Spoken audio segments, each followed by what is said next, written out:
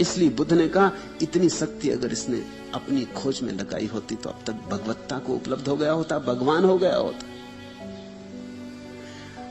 इससे कुछ सीख लो, अपने पर दया करो। बुद्ध सदा कहते थे अपने पर दया करो, वो नहीं कहते थे दूसरों पर दया करो। दूसरों पर तुम कैसे दया करोगे जब तक अपने पर ही दया नहीं की। जो आदमी अपने पर ही नाराज है वो इस पूरे संसार पर नाराज रहेगा, और जो आदमी अपने पर दया करता है वो किसी पर नाराज ना रहेगा। जिसने अपने को प्रेम करना सीख लिया वो सारे संसार को प्रेम करना सीख लेगा। मैं भी तुमसे यही कहता हूं कि अपने को प्रेम करो, अपने पर दया करो। तुमने अपनी खूब हानि की है, और अक्सर तुम सोचते हो दूसरों की हानि कर रहे हो, तभी तुम अपनी हानि कर रहे हो। तुमने जो जो पत्थर दूसरों पर फेंके वो तुम्हारी छाती में ही चुभ गए, और तुमने जो तीर दूसरों को मिटाने के लिए चलाए उन्हीं का विष तुम्हें खाया जा रहा है। तुमने जो गड्ढे दूसरों के लिए खोदे उन्हीं में तुम गिर गए हो। इस जगत में तुम जो गड्ढे दूसरों के लिए खोदते हो वो अंततः तुम्हारी ही कब्र सिद्ध होते। अपने पे दया करो और अपने अकल्याण से बचो। मनुष्य अपना ही शत्रु और अपना ही मित्र है। अगर तुम अपनी ऊर्जा का सम्यक उपयोग कर लो तो मित्र, असम्यक उपयोग करो तो शत्रु। बुद्ध के जीवन में एक उल्लेख है, वो एक द्वार पर भिक्षा मांग रहे और उस द्वार का दरवाजा खुला और गृहिणी ने कहा आगे हटो, तो वो आगे हट गए। पास का एक पड़ोसी ब्राह्मण ये देख रहा है। दूसरे दिन फिर उसी द्वार पर उन्होंने भिक्षा मांगी। वो स्त्री अब तो बहुत ही गुस्से में आ गई। वो कचरा साफ करके कचरा फेंकने जा रही, जो उसने सारा कचरा बुद्ध पे फेंक दिया और कहा कि तुझे कुछ बुद्धि नहीं, समझ नहीं, कल मैंने भगाया फिर आ गया, अब ये ले। बुद्ध आगे बढ़ गए। अब उस तो ब्राह्मण को भी दया आई इस पर। ऐसे दया कारण नहीं थी, आनी नहीं थी, क्योंकि ब्राह्मण तो बुद्ध पर बहुत नाराज थे, मगर उसे दया आई कि बेचारा, मगर ये है क्या बात, कल इसने हटा दिया मैंने सुना, और आज इस पर कचरा भी फेंक दिया, ये है कैसा आदमी। और जब उसने तीसरे दिन फिर बुद्ध को उस दरवाजे पर खड़ा देखा तो वो घबराया।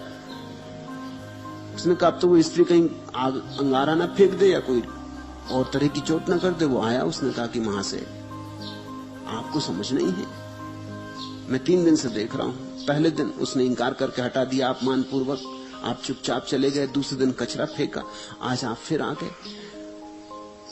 कचरा फेंका तब आपको कुछ समझ में नहीं आया कि इससे कुछ मिलने वाला नहीं। बुद्ध ने कहा उससे ही तो ख्याल आया कि चलो कुछ तो दिया, कचरा दिया। पहले दिन भी तो कुछ दिया था, नाराज हुई थी, वो भी तो कुछ देना है, अन्यथा नाराज होने का भी क्या कारण है। कुछ ना कुछ लगाव होगा।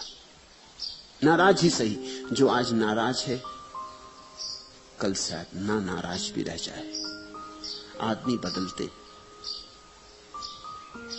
और वो ब्राह्मण तो चकित रह गया। उस स्त्री ने दरवाजा खोला, उसने भी चौंक कर देखा। उसने कहा भिक्षु कल कचरा फेंका, तुम्हें समझ नहीं आया?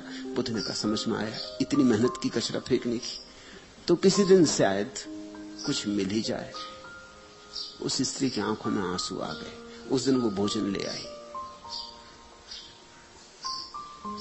तो बुद्ध कहते थे कोई कुछ ना भी दे तो भी धन्यवाद देना, क्योंकि किसी पर हमारा कोई अधिकार तो नहीं है। दिया तो धन्यवाद, नहीं दिया तो धन्यवाद। जो दे उसका भला, जो ना दे उसका भला।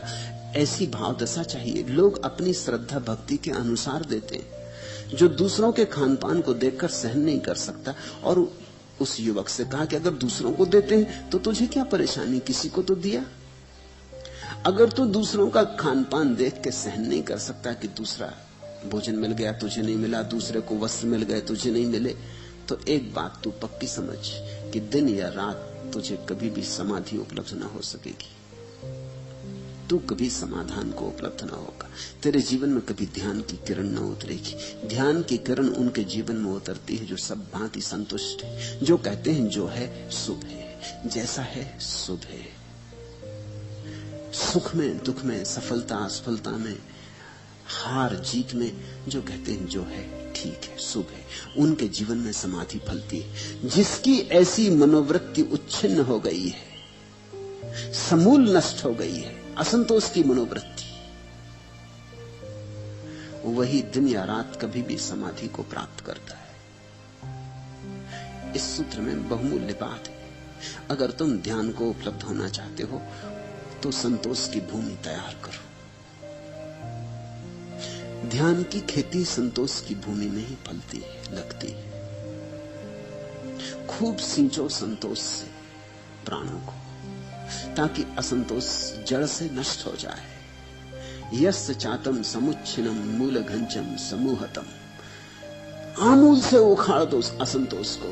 सवे देवा वा रत्तिम वा समाधि अधिगच्छति, फिर दिन और रात न देखेगी समाधि, कभी भी आ जाएगी, कभी कभी आ जाएगी, हर कभी आ जाएगी। ध्यान लगने लगेगा, पहले झलकें आएंगी, फिर लहरें आएंगी। एक दिन तुम पाओगे बाढ़ आ गई समाधि की।